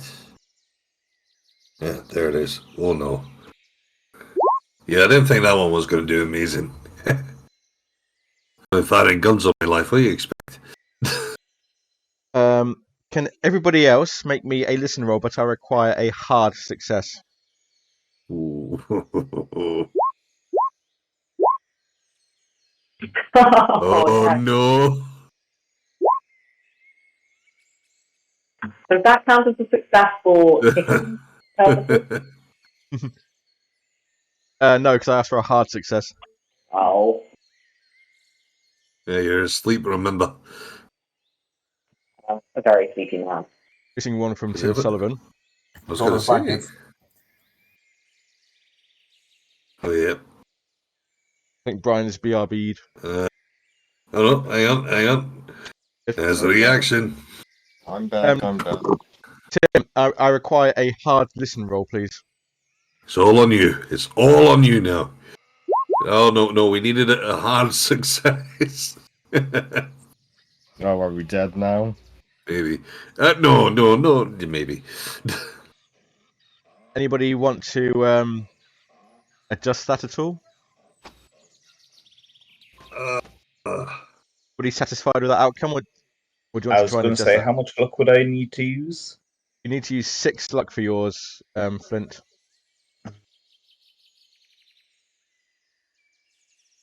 You know what? Screw it. I'm doing it. You're such a hero. Aye. How much does that leave you with? So, Flint, you just still drifting off to sleep after swapping with Denver. You're kind of still halfway between sleep and awake. You hear something approaching the camp. I'm immediately on my feet and I'm kind of waking up everyone else. Well, It- what the hell? What are you doing? I need to sleep. Something coming. There's something coming. Where? I ain't hearing nothing. And I point out to where I've heard it. I'll look you as look. hard as I You see this figure creeping up to one of your pack animals. You there, stop yourself. Find a bullet between your eyes. Doesn't stop. That keeps coming. I fire a hear bullet it above grunting. my head. Fire the gun up into the air. It stops and it looks over at you, Aim directly and you at see it pull a knife out of its cloak. And I'm going to show you this actually. it. Oh wow! Not quite this, but this is what you see in the firelight. That's it not a chupacabra. It kind of like roars and just like starts running towards you. Fire. To be clear, it's not going for the horses now, so I consider this a win. I say, I fire. Okay. We're going to go to Dex order. So you'll probably get first turn, Flint, Demo, because you're up and ready. So I'm going to put everybody on the map, just so that we've got reference there. I've never actually done combat in a Call of Cthulhu game before. Yeah, it's been a while. Can I get a reminder of how to roll initiative? Sure. You don't roll it. You don't roll. You don't roll it. It's your Dex. So I'm just setting up here. Usually whenever you get into combat in a Call of Cthulhu game, you die graphically. No, I won't do that to you. It's only the first thing. I've never encountered an enemy in a Call of Cthulhu game that could be killed. Right. So, can you give me your Dexes, please? Your Dex scores. 40. 40 for Tim. 75. Right. Okay, who's next? Oh, I'm in the. Is everyone else also in the turn order twice? I'm minus Yeah. 60. Yeah, that's me. Sorry. Move all turns. Clear the turns list. I'll start again. I say, go for us one by one. I think I'm making things a bit easier on you. Yeah. Yep. So, Dr. Bauer. I'm at 60. I tried to write it in, but I know why it's doing it. It's me. I'm being silly with it. So, try this again. Last time I promise. Last time I promise.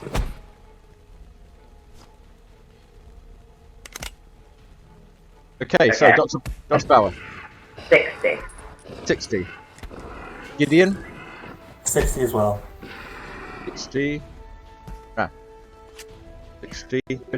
Denver. I do have arthritis, but I can do surgery. So. 73. Plus your 50 because you've got a gun out, so that's 123. Ah. So that's because you got your gun ready for this. Tim, 40. Was it? Yeah, 40. Flint, 75. 75.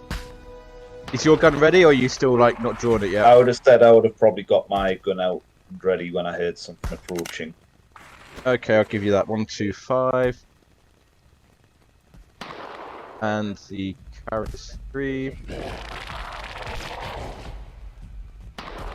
Oh, this is interesting for a turn order, I gotta say. 55. Right.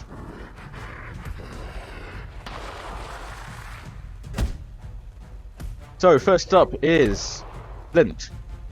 Yeah, seeing it start to run and bring a knife out, I'm gonna just fire upon it. with the Okay, elephant make me a shot with your elephant gun.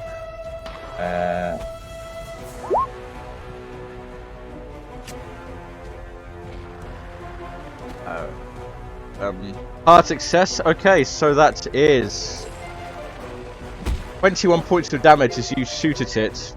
You blast it. And let me just check something as well. about these guys.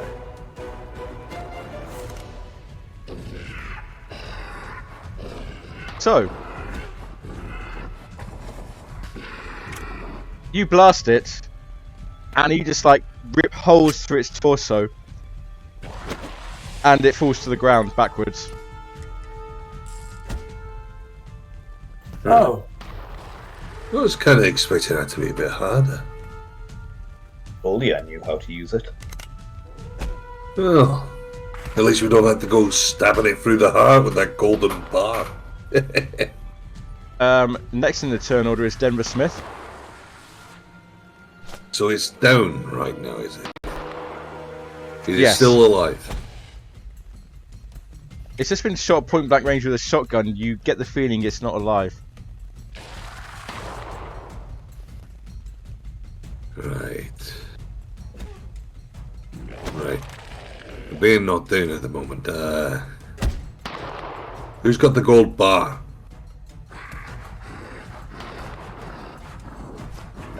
Very good question, actually. Who has the gold bar? I like it with Gideon. I could be making one. I think so. I was the last person to have it because I took a bunch of photos of it.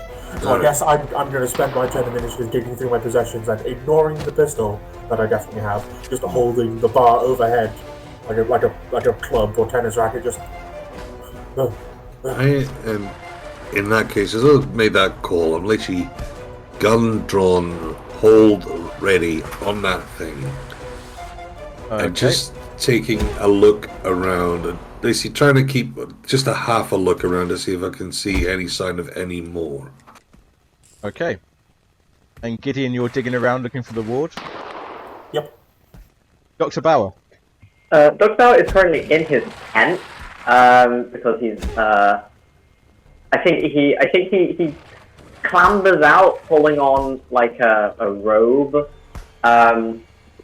Sorry, my cat's yelling at me. What is it, baby? He clambers out, pulling on a robe.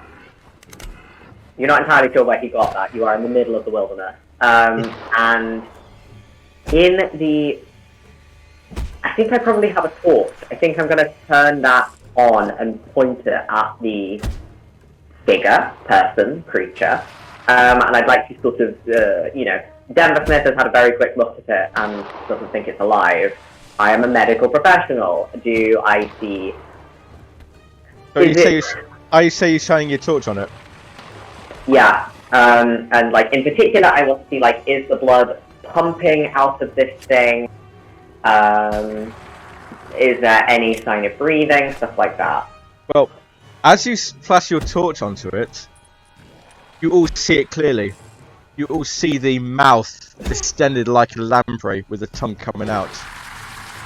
Can you all make me sanity rolls, please? Sanity. Well, This is just that's a about normal as day.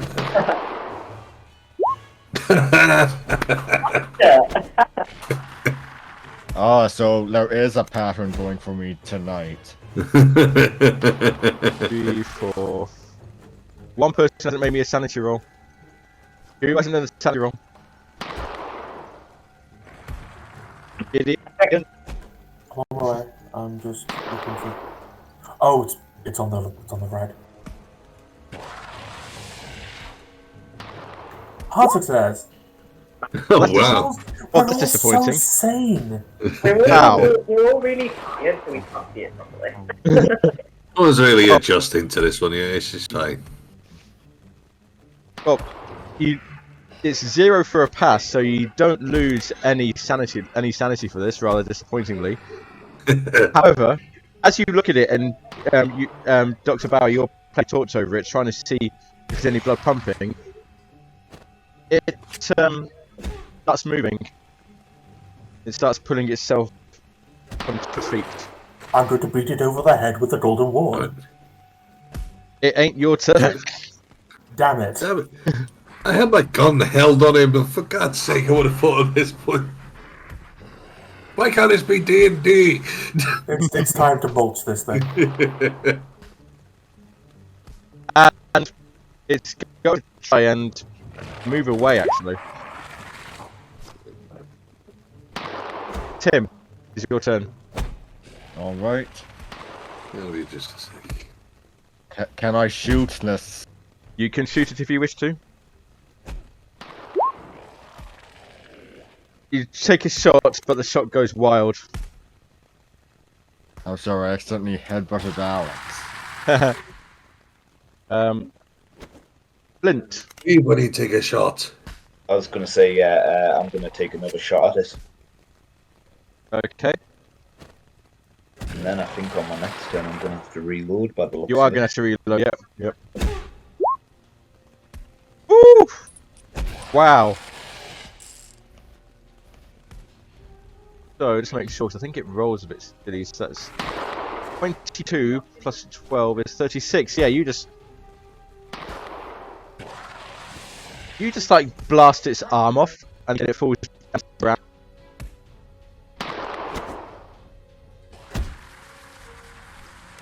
But it's... don't know if it's dead or not. Okay.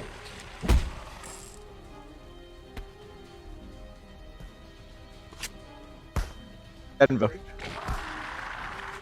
Right. I seen that it's gone up once before. I'm not trusting that it's not going to try and do that again. I am going to grab one of the sheets which I've been using for the sake of our tents and go to bundle it up. So running over, slamming down on him and getting as much wrapped around and tying it up as best I can while it's down. Okay. So Denver, you run over and try and tie it up as best you can. Cool. Gideon. I'm going to beat it over the head with a bar of gold. Make me a brawl, please. It's going to be a fighting brawl check. Do I have to? Can't this be chemistry somehow? Well, you can have a bonus die because he's on ground. So Thank you. I don't know what that means. roll your brawl first. Roll the fighting brawl first, and you click the bonus penalty underneath it. Oh, so what the bonus penalty does? It replaces the tens of your roll with whatever the bonus is. So that would be an 88, not a 68. Do you know what? I'll stick with the 60. Thanks anyway. It's quite, the gold bar is quite hard to lift, to be honest. So, It yeah. is a great big bar. It is actually a gold bar. So yes. Dr. Bauer. So, last turn I kind of like, through all of the havoc, have I seen, like I say, the thing that I was most interested in is the, this thing of stop. Is the blood pumping out of it like it has a heart? You don't really see blood pumping out of it. More of a lazy dribble. None at all. Ah, okay. So, no blood. That implies that this thing is not alive or never was alive. Can I try and think of anything that might cause this which is sort of sensible to Dr. Bauer? I figure the answer is no, but... The answer's probably no. The answer's probably no. In fact, yeah, the answer's no for that. You already made the sanity roll for this. Yeah, I was going to say, like, to be fair, that this is a new revelation. This is, not only is this thing a bit weird looking, it is also undead, possibly, or something along those lines. Bauer's just a bit freaked out. And also, like, he doesn't have a gun or anything. What's he going to do? He's here for moral support. Sorry? I said he's here for moral support. Okay, that's cool. Denver, as you're busy trying to tie this thing up, its eyes flash open again. And... yeah, it's going to try and grab you. Can you make me a brawl roll, please? Aye. Cross your fingers and hope for luck. Or dodge. Dang it. Yeah, it grabs hold of you. It's like wraps its arms around you. I am not one for kissing. Tim, Can someone get this lover boy off me? you see this creature wrap its arms around Denver Smith, and its teeth are just like open wide. Tim, what would you like to do?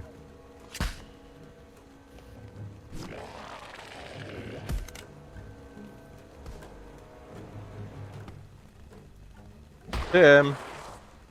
Oh, right. Yes, it's your turn. While you're sleeping, your teammate is getting grappled by this thing. Geez, if I shoot at it, I could hit. Yeah, can I just grab something and try to hit it? What would you like to grab to hit it with? Piece of firewood. Okay, yeah, make me a fighting brawl roll.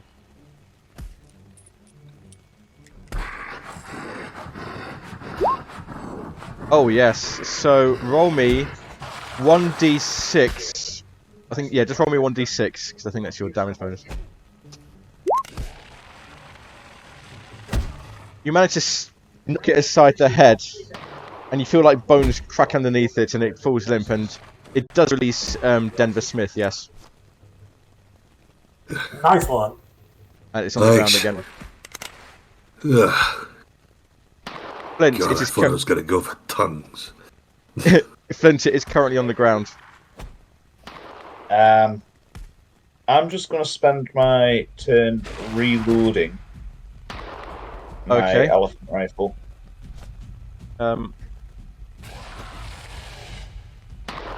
Denver Smith, what would you like to do? I'm going to go and take hold of the gold bar and say, let me borrow that for a moment. I'm going to slam it into its head as far as I can try. Make me a fighting brawl check. Here we go.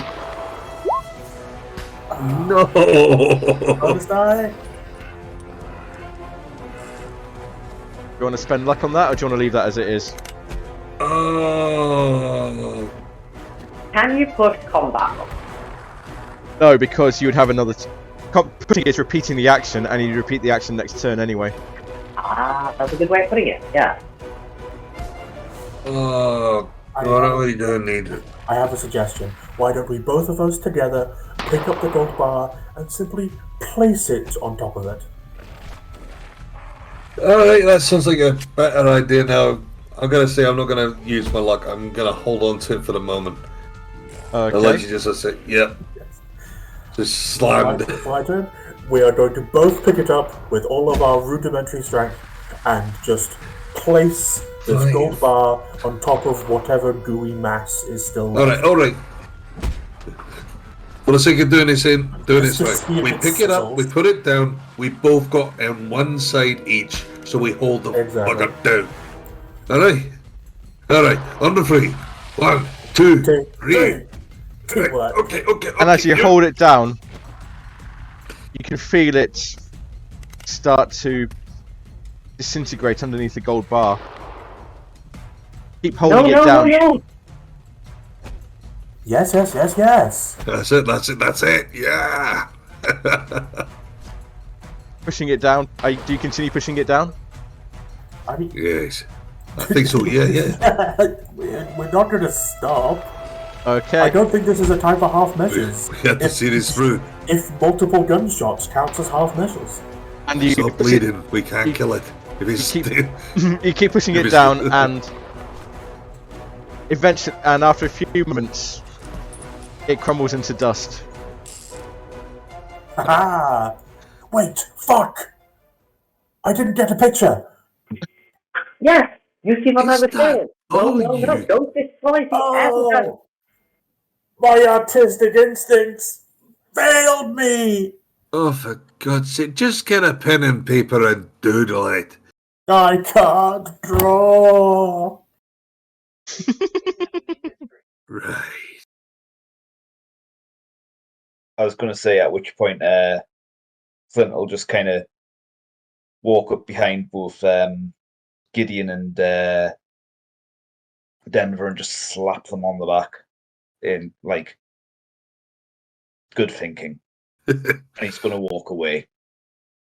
And I completely forgot about Jackson, but he would have been there shooting as well and seeing that it wasn't having an effect. He says, To be fair, I thought he'd run away hiding. "No, I just forgot about him, to be honest."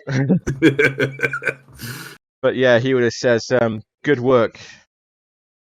Looks Why like are I you was." celebrating? This is the greatest scientific failure of the entire century. But it shows that the woman, that neighbor, was right. It shows that the award works. We have to get this thing back. Aye. I suppose. Look, Oh, maybe I for wouldn't one worry of them. too much about losing the most scientific-y thingy, whatever it was you said. The fact of the matter is, if this is a different one, and we faced another one, I think there's a fair chance there's a few more on the road. You think so?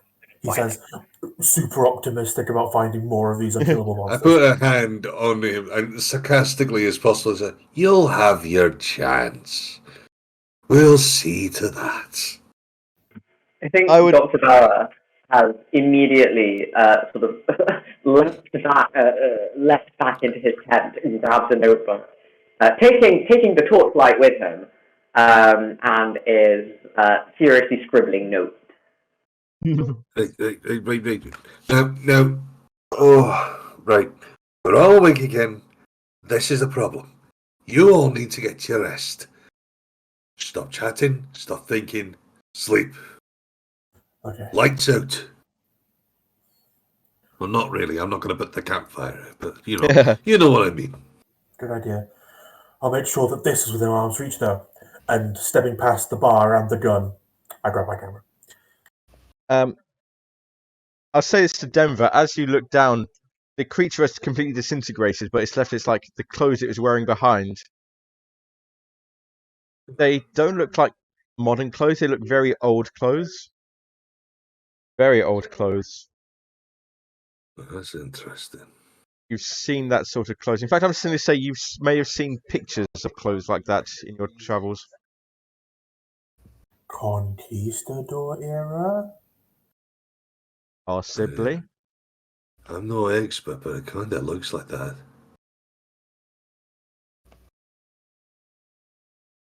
These...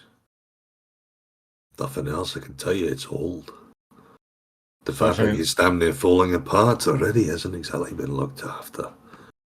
Certainly looks like something Cortez would have worn. Going through the clothes, is there anything in there? Really isn't. Most of it's just like rags at them now.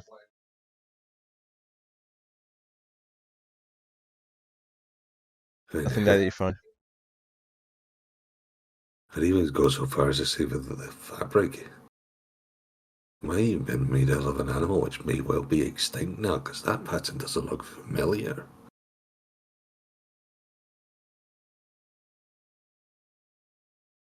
How old are these things? I think with that, as you try and get some rest in what remains of the night, that's what we're going to call the session to a close. An excellent progression. Very good. Gotcha. So, do the stars and wishes. We'll start with Patrick. What did you like? What would you like to see more of? I'm glad I got to make use of one of my photos. I'm glad that paid off. That little moment. That was super good. Wish. Oh, I also really enjoyed that. Just placing the gold bar on the thing worked. That was fun. Just you don't have to roll for it. It works. Wish. I'm not sure. I thought those were really good. Those were like fun little RP moments. Yeah. I enjoyed that. I very much enjoyed taking the time to RP. I don't do enough of that. That's really good. Ben. I've got to say, I mean, I've loved all the RP we've done tonight. As you might be able to tell, I'm very much more into the roleplay side of things than anything else. And when I got actually getting fully into these bits and pieces, but I've got to say, I did like the whole fighting side of things. I think I need to get a bit more adjusted to exactly how that works. But I'm liking it all anyway. But if I was to go for a particular part, I think teaching you all how to fire the gun and a little bit on the boat was my favourite. Brian.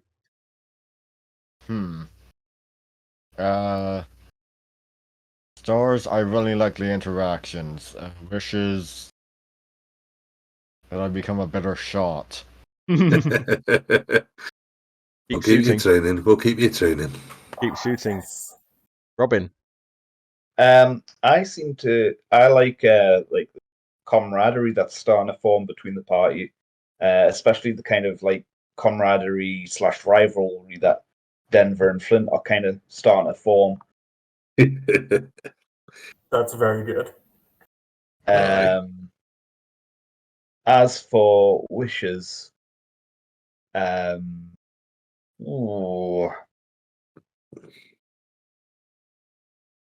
big monsters, and probably just more chances to roleplay. Oh, yeah. I'm not used to playing like a grumpy character. And Kieran. Yeah, for a star, I think, yeah, as everybody else has said, the sort of roleplay was a lot of fun, and it's nice sort of getting to grips a little bit more with the rest of your characters. I feel like I understand them a little bit more now, which is great. I think when you're in a game like this, where your characters don't know each other particularly well, and with the players, I don't know some of you that well, so that was, I think, really great. I think I need to figure out something for Bauer to do in combat that's not going to take ages to kind of think about in roleplay, and also it doesn't have to be useful. I think it just has to be interesting. So I'll kind of have to think about that. But I think sort of using medical skill to sort of determine things about the opponent. I think that was interesting this session. So maybe more like that. I don't know. I'll have a think and see how I go. Hey, for me, I enjoyed the roleplay. I enjoyed the little banter that's coming up between Denver and Flint. What I like is actually you seem to be forming into roles within the party, because Denver seems to be very much like the leader of the party. Flint is like the big muscle of the party. So these different roles are starting to come out.